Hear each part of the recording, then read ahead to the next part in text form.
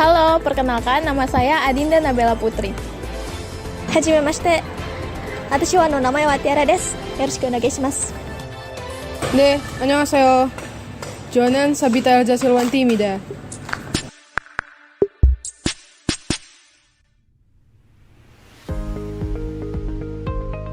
Tujuan pembelajaran kita hari ini adalah pertama, mengetahui apa itu konflik dan cara menyelesaikannya.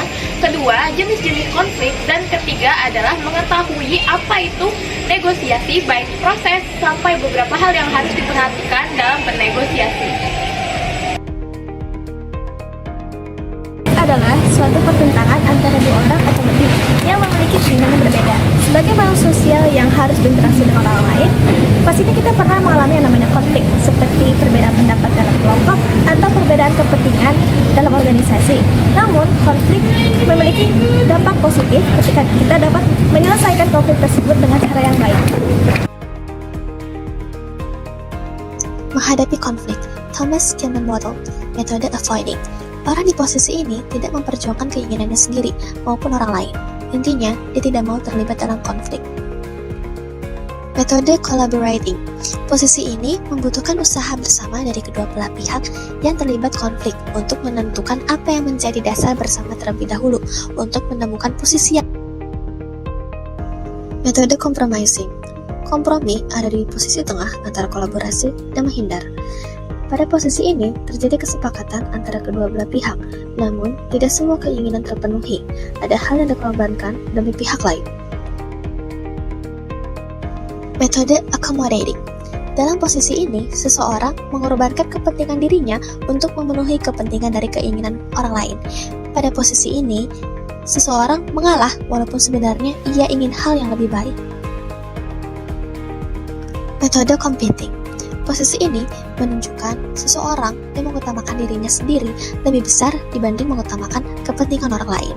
Di posisi ini, seseorang akan menggunakan segala kekuatan dan kemampuan untuk mempertahankan posisinya dan meraih kemenangan. Konflik berdasarkan efeknya. Konflik fungsional adalah konflik yang berefek positif pada perusahaan. Daripada aku lebih baik darimu selama 26 bulan dan akan menjadi 27. Oh, cukup! Otak-otak, cukup! Aku akan tunjukkan padamu betapa mudahnya sebenarnya aku untuk menang. Aku akan menjadi pegawai teladan yang baru untuk bulan ini. Aku akan buktikan kalau aku lebih pantas daripada kau. Baik, pagi-pagi aku akan mengepel lantai. Tidak usah repot, aku sudah selesaikan begitu kau sampai di sana. Kau harus bangun sangat pagi untuk sampai di sana sebelum aku. Aku tidak perlu tidur. Pecundang, aku juga. Pecundang 26 kali.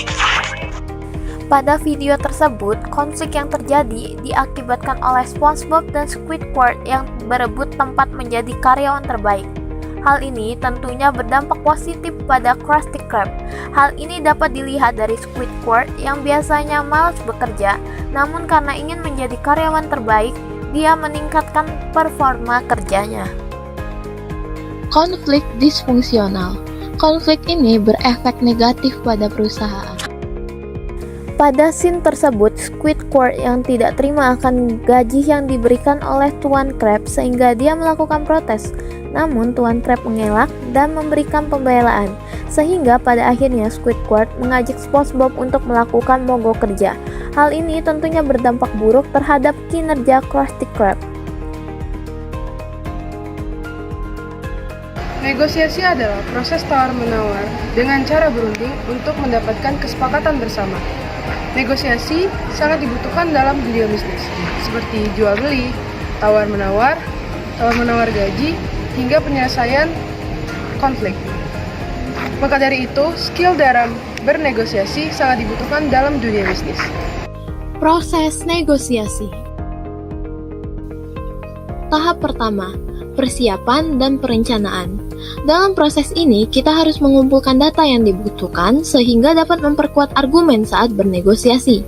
Misalnya saja saat ingin membeli rumah, kita butuh mencari data tentang surat-surat rumah, harga jual rumah di daerah tersebut, dan keunggulan dari rumah tersebut dengan rumah yang lainnya.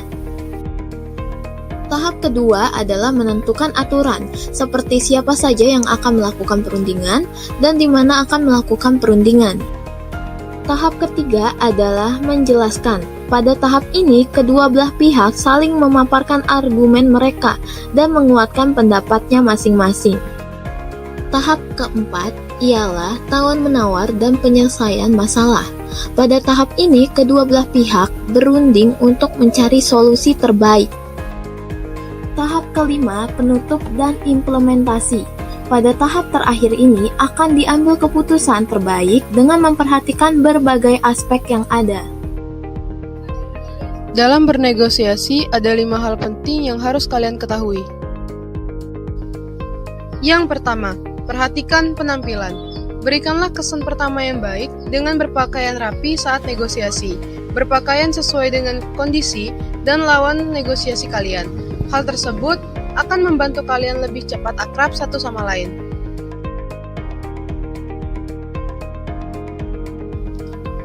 Yang kedua, memperhatikan pilihan kata.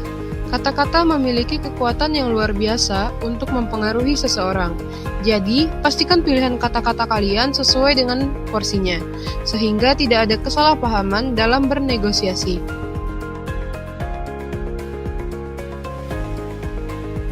Yang ketiga, bahasa tubuh Anda. Mulailah dengan membuat kontak mata dengan lawan negosiasi Anda sambil tersenyum. Hal tersebut menunjukkan kalau Anda benar-benar serius dan menghormatinya.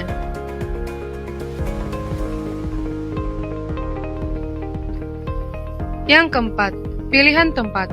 Bernegosiasi di tempat kalian sendiri akan memberikan keuntungan yang besar, karena Anda bisa bebas mengatur ruang negosiasi.